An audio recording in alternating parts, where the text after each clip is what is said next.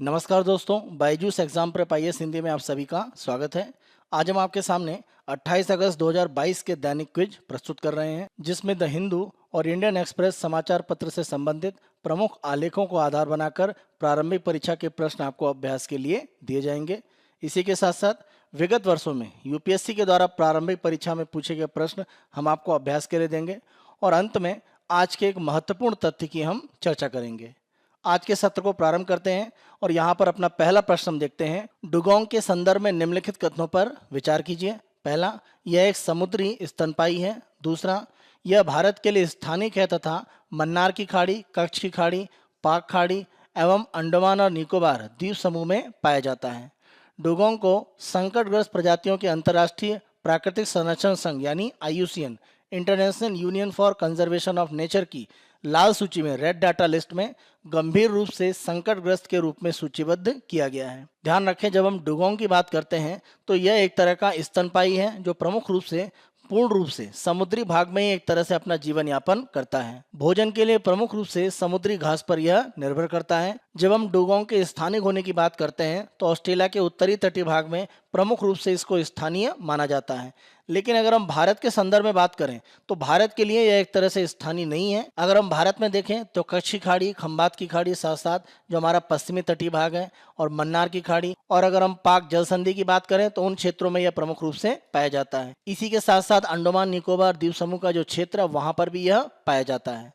अगर हम इसके संदर्भ में IUCN की रेड डाटा लिस्ट में देखें तो 12 जुलाई 2015 को अंतिम बार जब इसका असेसमेंट किया गया, इसका मूल्यांकन किया गया है, तो इसको वल्नरेबल एक तरह से श्रेणी में डाला गया है। यह प्रश्न हमने जिस समाचार के आधार पर आपको दिया है उसमें प्रमुख रूप से यह कहा जा रहा है कि अगर हम चीन के तटीय भागों में डुगोंग की जनसंख्या की बात करें तो वह एक तरह से फंक्शनली एक्सटिंक्ट हो चुका है। जब हम बोलते हैं कि फंक्शनली एक्सटिंक्ट है, इसका मतलब यह है कि चीन के तटीय भागों में जो डुगोंग हैं उनकी संख्या जरूर है, लेकिन उतनी जनसंख्या नहीं है कि ये स्थिर रूप में अपने आप को आगे विस्तारित कर सकें।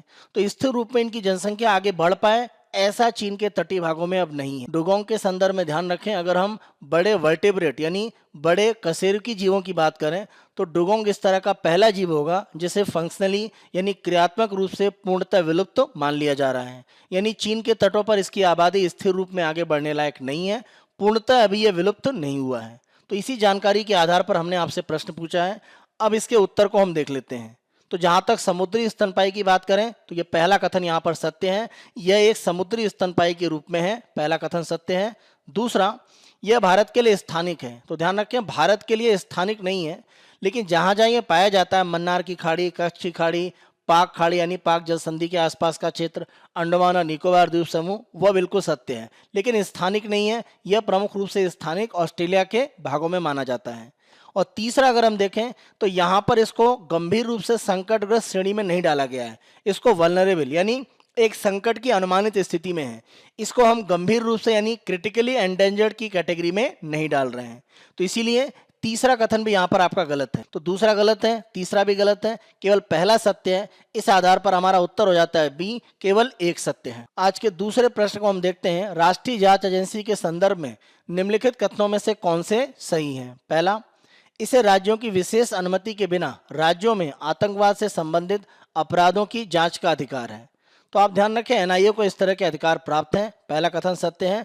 दूसरा, इस एजेंसी का मुख्यालय नई दिल्ली में है और भारत के सभी राज्यों में इसके क्षेत्रीय कार्यालय हैं।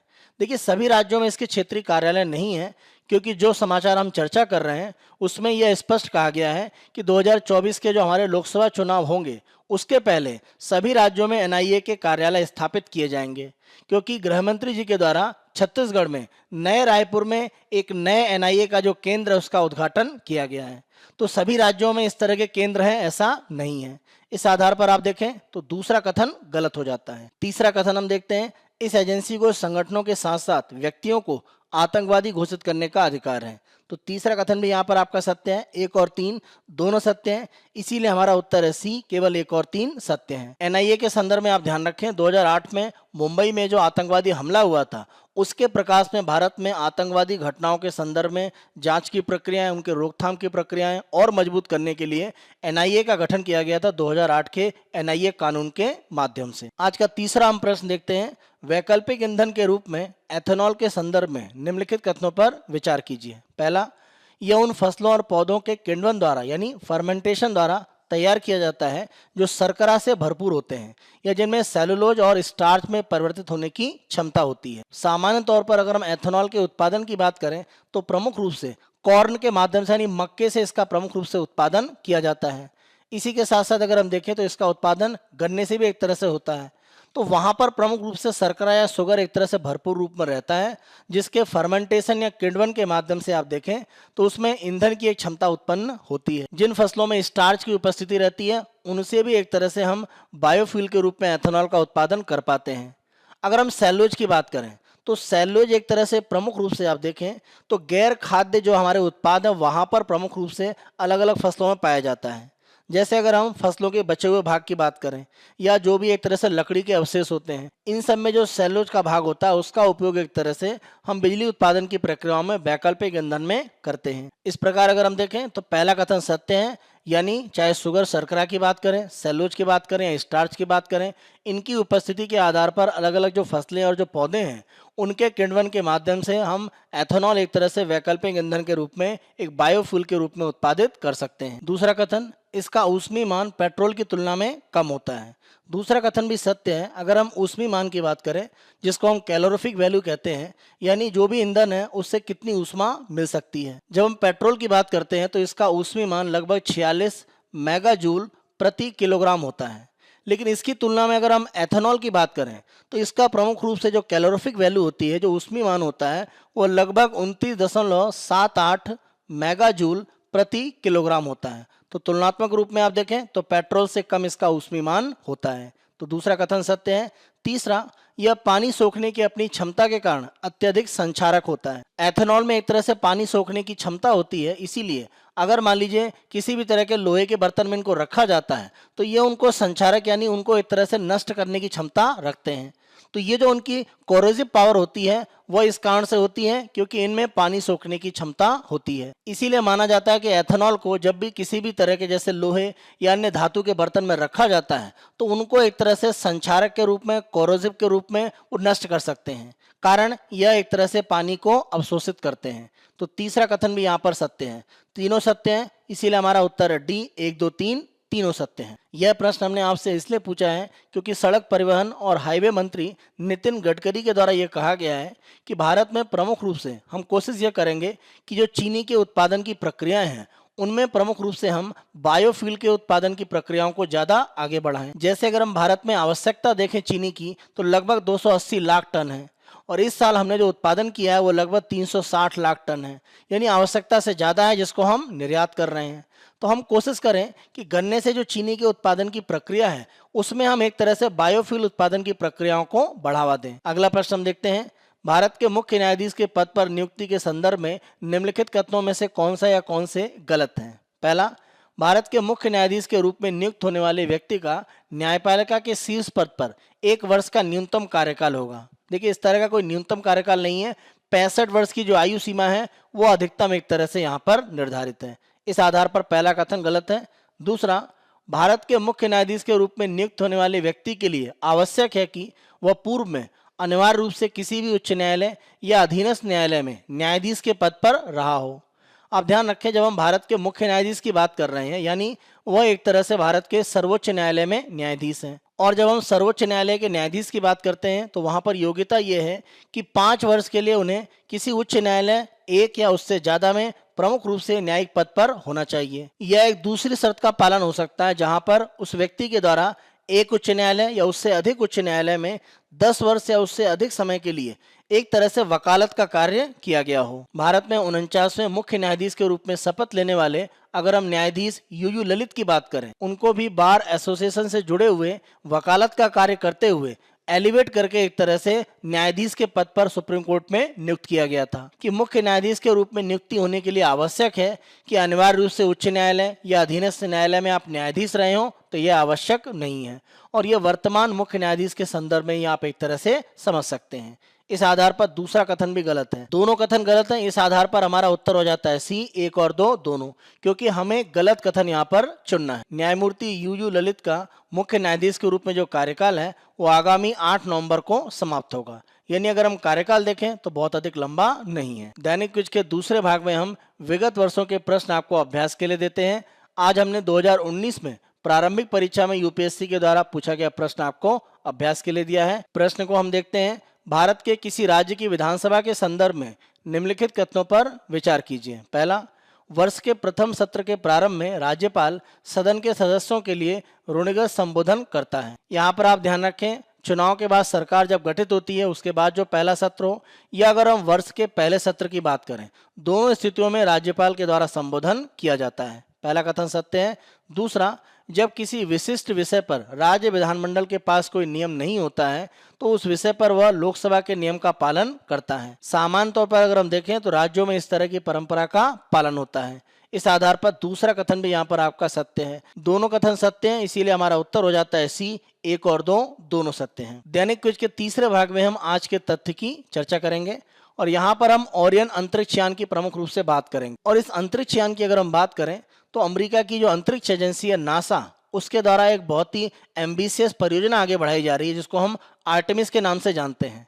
तो इसी परियोजना का जो पहला एक तरह से चरण है वो एक तरह से अब संचालित किया जाएगा। और इसी परियोजना के अगर हम पहले चरण की बात करें, आर्टेमिस फर्स्ट, इसमें 29 अगस्त को ओरियन अंतरिक्ष यान का प्रक्षेपण किया जाएगा। यहाँ पर आप ध्यान रखें, जो ओरियन है वो एक अन्वेषण यान के रूप में काम करेगा और इसमें चालक दल के जो लोग हैं वो अंतरिक्ष यात्री के रूप में ले जाए जाएंगे। इसी के साथ साथ ओरियन अंतरिक्ष यान में इस तरह की क्षमता होगी कि अगर मिशन में कोई समस्या आती है तो मिशन को अबॉर्ट करना या समाप्त करना वह बीच में किया जा सकता है। इसी के साथ साथ अंतरिक्ष यात्रियों को उनके मिशन के दौरान जो भी एक तरह से सुविधाएं हैं, जो भी उनके लिए समस्याएं हो सकती हैं, उनका निराकरण करके उनकी स्थितियों को आसान करना, यह काम भी ओरियन अंतरिक्ष यान करेगा। इस अंतरिक्ष यान के माध्यम से गहरे अंतरिक्ष में अन्वेषण के बाद प्रमुख रूप से अंतरिक्ष यात्रियों को वापस लाने की भी एक तरह से इसमें क्षमता होगी।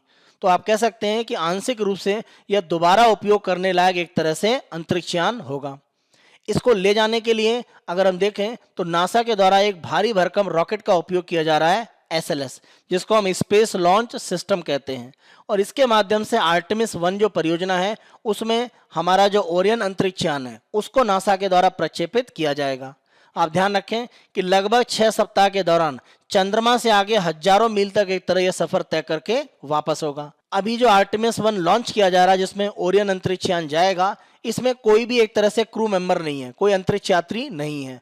लेकिन आगे चलकर जो आर्टेमिस 2 है उसमें अंतरिक्ष यात्रियों को एक तरह से प्रवेश दिया जाएगा और गहरे एक तरह से अंतरिक्ष में अन्वेषण के लिए अंतरिक्ष यात्रियों को आर्टेमिस मिशन में आगे भेजा जाएगा। प्रमुख रूप से अगर हम ओरियन अंतरिक्ष यान की बात करें तो यह कुछ इस रूप में दिखता है। इसके 3 प्रमुख भाग हैं। अगर हम मध्य भाग की बात करें तो यह क्रू मॉड्यूल कहलाता है। जो भी अंतरिक्ष यात्री उनके रहने के लिए सुविधाएं यहाँ पर एक तरह से बनाई जाएंगी और साथ साथ इसमें हीट शील्ड होती है। स्पेसक्राफ्ट के द्वारा अंतरिक्ष में अपना अन्वेषण पूरा करके जब री एंट्री की जाती है, वापसी की जाती है पृथ्वी के वायुमंडल में, तो घर्षण के माध्यम से जो ऊष्मा उत्पन्न होती है उससे बचाव करने के लिए यह जो क्रू मॉड्यूल है उसमें एक तरह से आप कह सकते हैं कि हीट शील्ड भी बनी हुई है। तो यह माना जाता है कि लगभग 5000 डिग्री फ़ारेनहाइट वहां तक का तापमान सहने की क्षमता रखती है। इसी के साथ साथ अगर हम दूसरे मॉड्यूल की बात करें तो ये निचला हिस्सा ये सर्विस मॉड्यूल है। इसके माध्यम से प्रमुख रूप से अगर हम देखें तो ऊर्जा, इसी के साथ साथ प्रपल्सन और तापमान नियंत्रण, वायु, पानी, वो सारी आवश्यकताएं जो यात्रियों की हैं वो एक तरह से पूरी की जाएंगी। इसी के साथ साथ अगर हम देखें तो ये 4 आपको एक तरह से यहाँ पर जो पंख जैसे आकृतियां दिख रही हैं, ये चारों प्रमुख रूप से सोलर विंग्स हैं सर्विस मॉड्यूल में। इसके माध्यम से हम प्रमुख रूप से देखें तो ऊर्जा उत्पादन की प्रक्रियाएं की जाएंगी और माना जा रहा है कि लगभग 11 किलोवाट ऊर्जा का उत्पादन इन सौर पैनल के माध्यम से किया जाएगा। सबसे ऊपरी भाग की अगर हम बात करें तो यह प्रमुख रूप से लॉन्च अबॉर्ट सिस्टम है, यानी इसके माध्यम से अगर हम देखें अगर किसी भी तरह से अंतरिक्ष यान की उड़ान में कोई समस्या आती है तो मिशन को अवॉर्ड करके समाप्त करके अंतरिक्ष यात्रियों को सुरक्षित रूप में वापस लाने का पूरा तंत्र इसमें उपस्थित है। यह हमारा 28 अगस्त 2022 का दैनिक क्विज है। आने वाले दिनों में अन्य दिनों के दैनिक क्विज हम आपको इसी तरह से उपलब्ध कराते रहेंगे। Byju's exam prep IAS Hindi को आप बहुत अधिक पसंद कर रहे हैं। अधिक से अधिक संख्या में लाइक करें, शेयर करें। कोई आपके सुझाव या किसी भी तरह के आपके कोई कमेंट हैं तो कमेंट बॉक्स में अवश्य करें। और अगर आपने अभी तक हमारे Byju's exam prep IAS Hindi के यूट्यूब चैनल को सब्सक्राइब नहीं करा है, आज ही हमारे चैनल को सब्सक्राइब करें। धन्यवाद।